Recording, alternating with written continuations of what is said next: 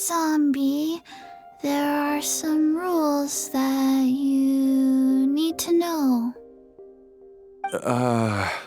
Yes, ma'am. I'm listening. First, don't forget to stretch your body regularly. Second, don't forget to... Yes? Go on. Don't forget to... I forgot.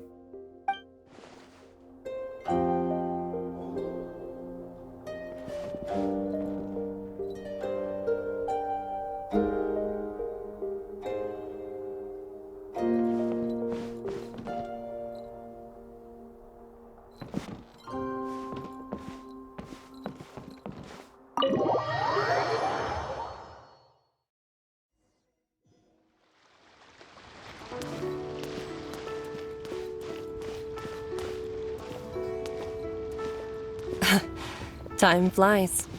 It's been so long since we bade each other farewell in Shenyu Vale. Changsheng, you're the same as ever. You haven't changed one bit. You, on the other hand, have changed a lot. You're right. My younger self would have never imagined that things would one day turn out this way. Or that you'd turn out this way, Baizhu.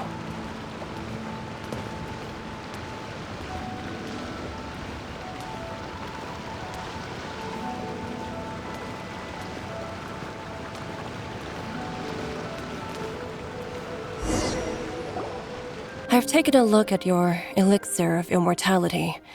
It's not altogether dissimilar from the poison I concocted in terms of the way it functions.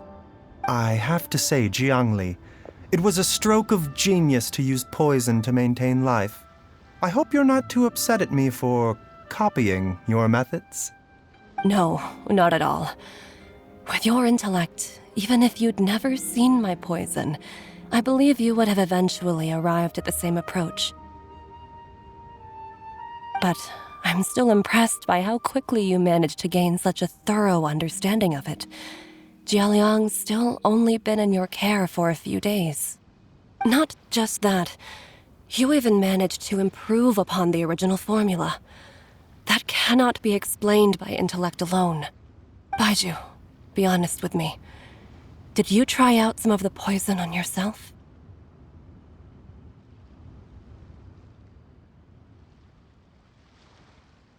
Huh. Told you the truth would surface sooner or later.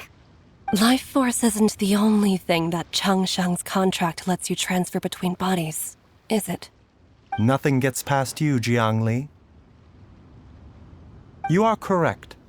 Besides life force, Changsheng's secret art also allows for the transfer of toxins and diseases.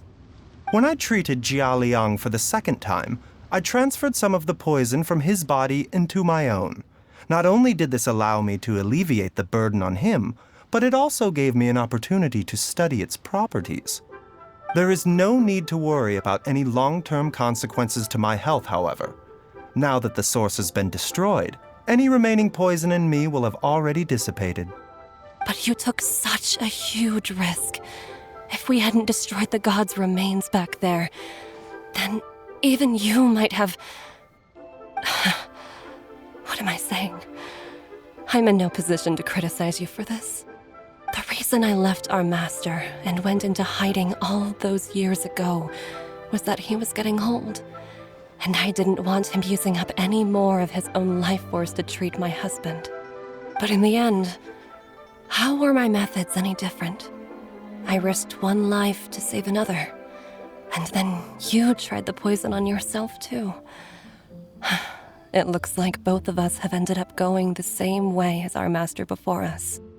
Are all disciples of Shenyu Vale destined to turn out this way? To live a short life, haven't given away our own for the sake of others? To fight relentlessly against the natural course of life and death, whatever the cost? Maybe our fate is sealed the moment we decide to study medicine. We are doctors, Jiangli. We ought never say that anyone's fate is sealed.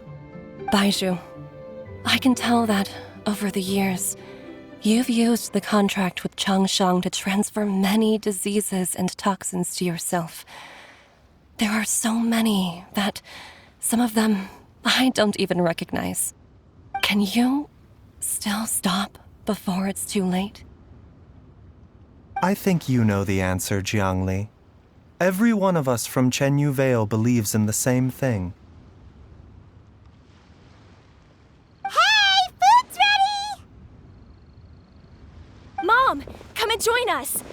The Traveler taught me a load of new recipes and said even Dad'll be able to taste them. Come and try them out. Yes, darling. Mom will be there in just a second. Hey, slow down.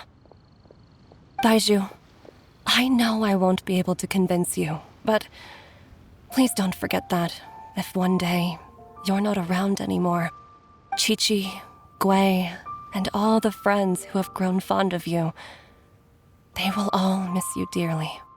There's no need to worry, Jiangli. I know what I'm doing. I can only hope so.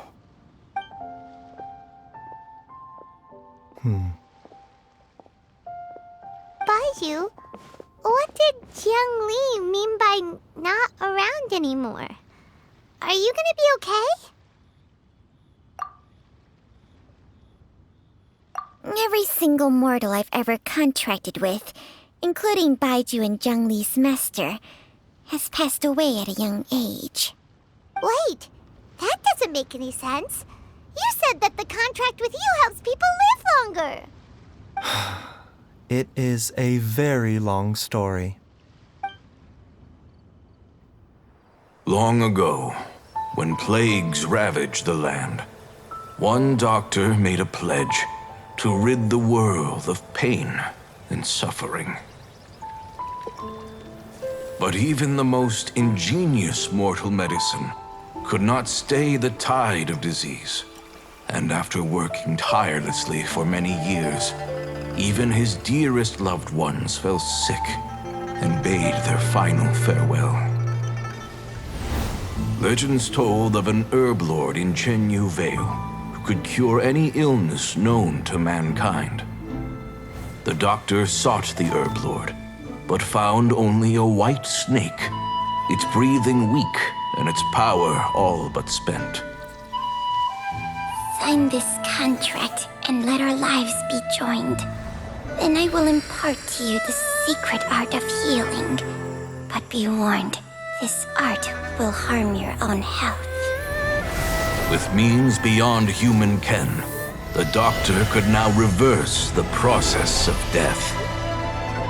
And yet, the time still came to say goodbye. Only now, the one departing was the doctor, his life force spent. His final act in life was to pass on the contract to his final patient, his favorite disciple. The disciple chose to dedicate their life to saving the lives of others. And generation upon generation followed in these footsteps.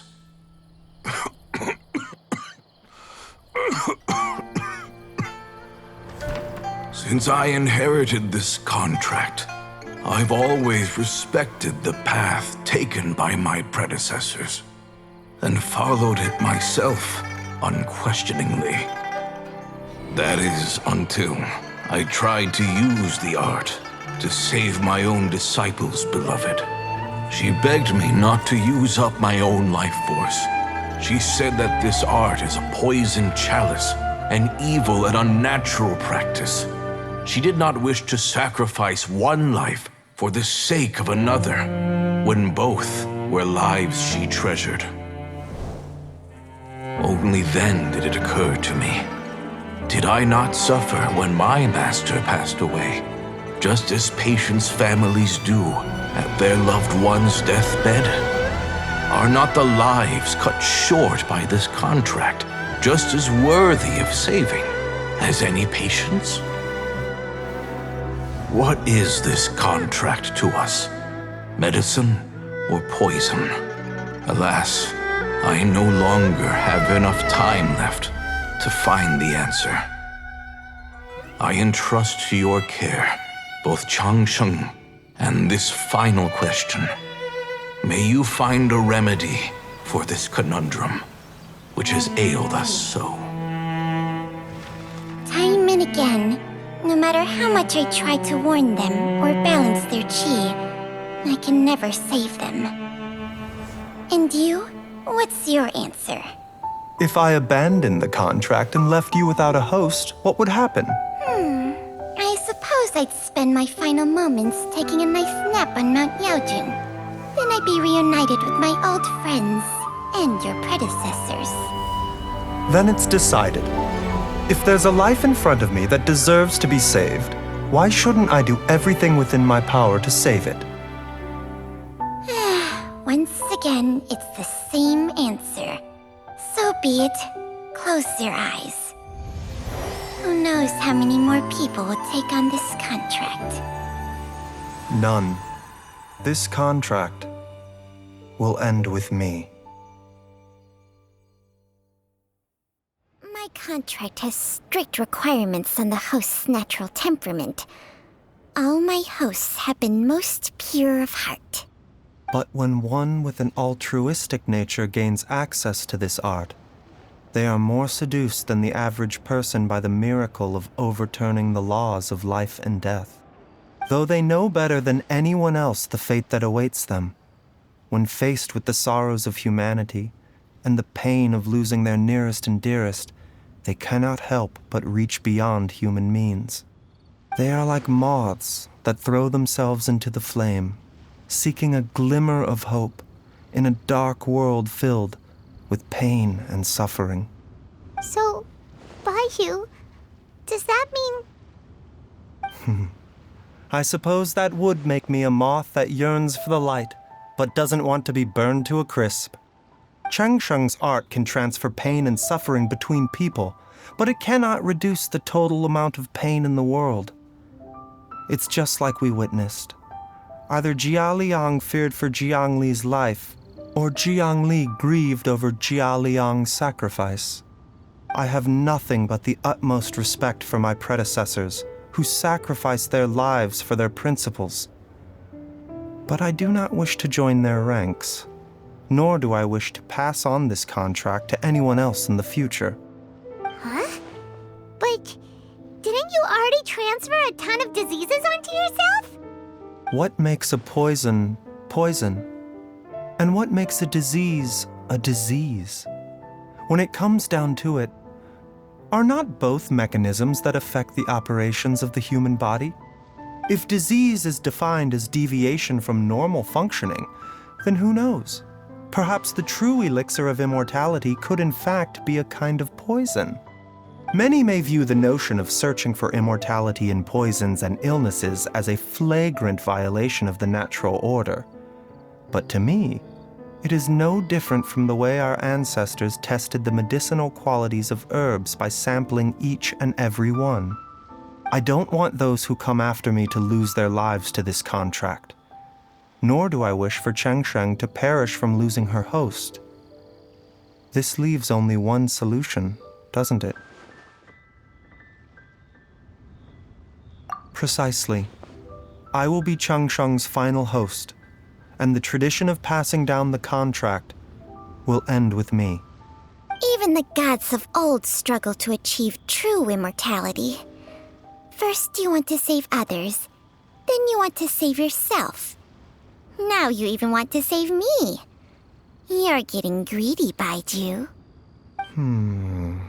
But isn't wanting to have it all what makes us human?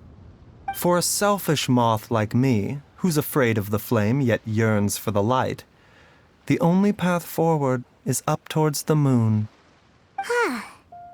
For once, Paimon just does not know what to say.